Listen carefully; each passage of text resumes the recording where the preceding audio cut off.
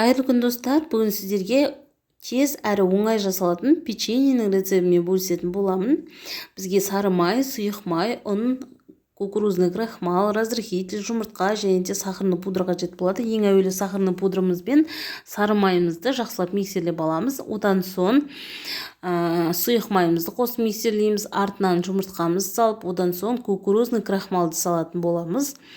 Барлығын жақсылап араластырып алып, артынан ең соңында ұн мен разрыхительді осылай ситадан өткізіп, бір келкі қолға жабыспайтын жұмсақ қамыр дайындайтын боламыз.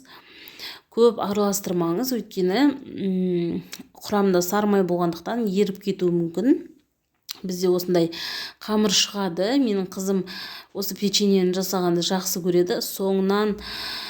Соңына дейін қасымда жүрді ғой, көмектесіп көріп тұрғаныңыздай. Осылай бірінші дөңгелектеп аламыз. Одан соң құрт тәрізді қылып осылай сопақша қылып аламыз да пергамент төселген табаға қойып шығамыз барлығын. Артынан осындай вилканың көмегімен бетінен баса отырып әдемілейтін боламыз печеньеларымызды.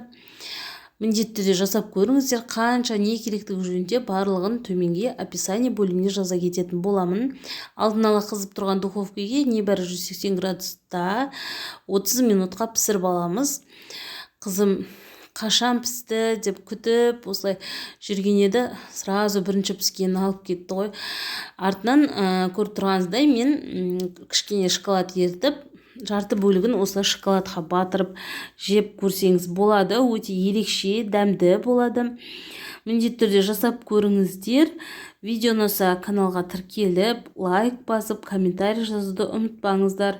Алдағы уақытта сіздерге өте керемет, пайдалы видео рецепттер түсіретін боламын. Келесі кездескенше сау болыңыздар.